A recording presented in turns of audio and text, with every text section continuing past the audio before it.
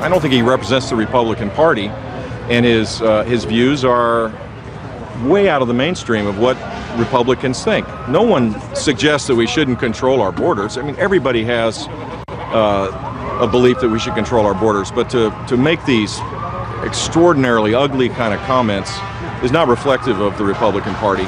2016 Republican candidate Jeb Bush commenting on a fellow candidate, Donald Trump, who had some things to say about illegal immigration, and you heard the former Florida governor saying that Trump got it wrong. Now, Jeb Bush is sitting atop a new survey of voters from the Sachs Media Group. Let's take a look. On the Republican side in the proverbial horse race, Jeb leads the bunch with 16%, followed by Ben Carson at 14%, then No Opinion likewise checking in at 14%, Marco Rubio at 11%, Donald Trump at 9%, and Rand Paul at 7%. For more on this, let's turn to two guests from the Sachs Media Group. First, Ron Sachs, the president and CEO, and Karen Cyphers, the vice president of research and policy at Sachs Media Group. To you both, thanks for making some time here on Newsmax Prime. And let me just ask you about that horse race aspect on the Republican side. It is early yet, but Ron, were you surprised by those results? Well, I think what it's showing is class is rising to the top, experience is rising to the top. And in the case of Jeb Bush, he's been battle tested as the chief executive of a state.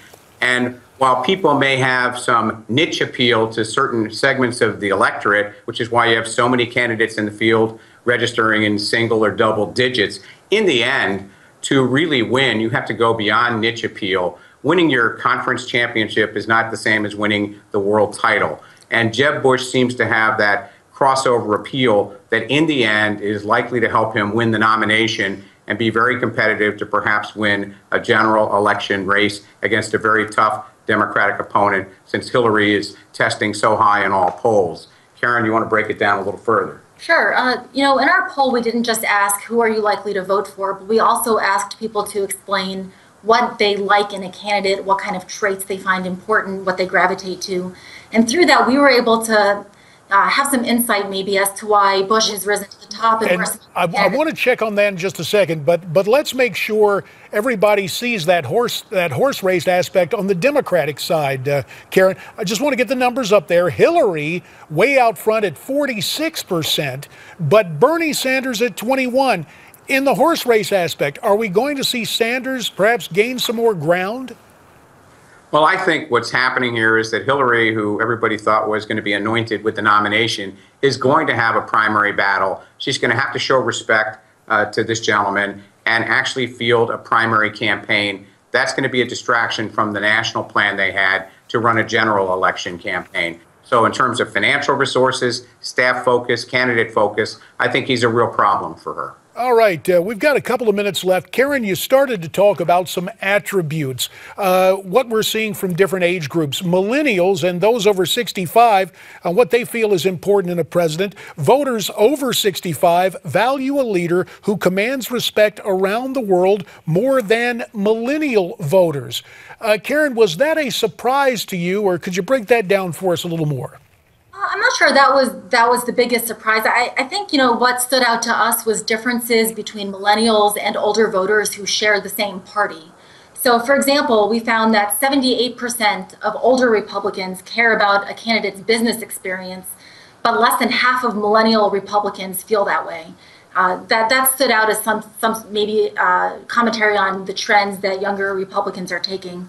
Likewise, only 40% of older Democrats care about a candidate being charismatic, whereas 60% of millennial Democrats feel that way. And Karen, what our viewers are seeing right now was just the real difference there on the respect issue. Millennial voters 73%, but voters 65 plus at 88% in terms of commanding respect from other countries. Hey, just one question as a recovering member of Congress.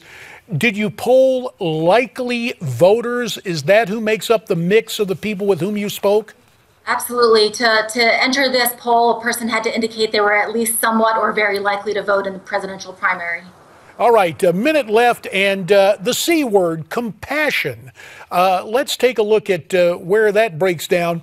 For voters over 65, 60% say compassion is important, but almost 70% of millennial voters. Your take on those numbers? Go ahead, Karen. Yeah, I think one way to look at it is to ask of the folks who are voting for a certain candidate, what are they looking for? And what we found back on Jeb Bush, the Jeb Bush voter is by far has the highest expectations for what they're looking for in a candidate. They not only want an educated candidate, they want somebody who's has business experience. They want someone who's compassionate and has a sense of humor. And it is something where obviously there are a lot of different attributes. There's a lot more to the race. We look forward to having you back. Ron Sachs and Karen Cyphers of the Sachs Media Group. We thank you for your time and your insights, and we'll be back with more right after this.